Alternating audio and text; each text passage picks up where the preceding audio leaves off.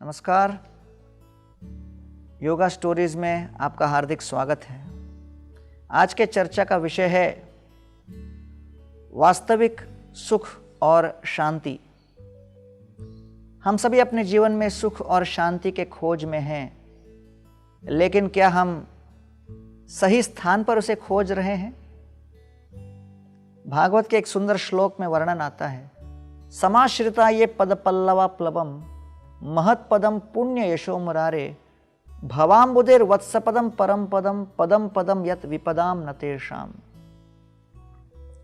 इस भौतिक जगत के हर विषय वस्तु के तृष्णा से प्रेरित होकर जीव आध्यात्मिक दिव्य जगत के कृष्णा के साथ अपने संबंध को खो बैठा है और इस जगत के तृष्णा को पूर्ण करने के प्रयास में बारंबार विफलता अनुभव करता है। तो वास्तविक सुख कहाँ है, इसको कैसे समझें? एक सुंदर कथा आती है। एक रानी थी जिनके पास बहुमूल्य रत्न जड़ित आभूषण थे। एक वानर एक दिन आकर उस आभूषण को चुरा ले गए और जाते जाते वन के अंदर किसी वृक्ष के ऊपर बैठे उसी आभूषण को यहां वहां फेंक दिए। राजा ने सचेत किया अपने सैनिकों को कि तत्क्षण इस आभूषण को ढूंढ लाओ। रानी के अतप्रिय रत्न जड़ित आभूषण को ढूंढते ढूंढते सारे सैनिक ठीक उसी स्थान पर आए जहां ये सारे वृक्षों का झुंड था।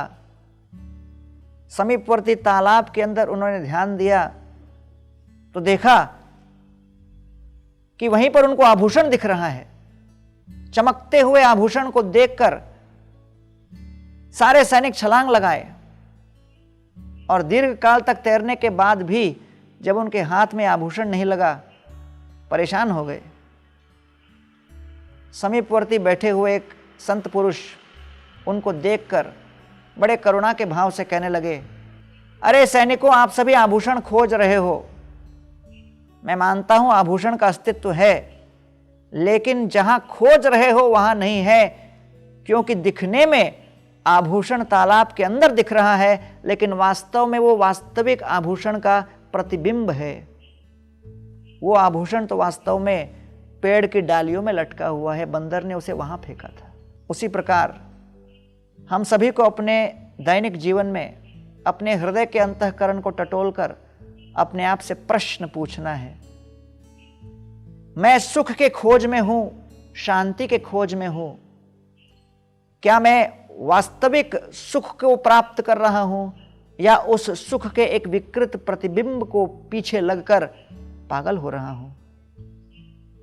यहां हम सभी के समक्ष अपने जीवन को सार्थक करने का एक बहुत स्वर्णिम अवसर है कि जब हम पूर्ण पुरुषोत्तम भगवान के साथ अपने संबंध को स्थापित करेंगे, तब जाकर ये आत्मा परमात्मा के साथ जुड़कर वास्तविक सुख की अनुभूति करेगी।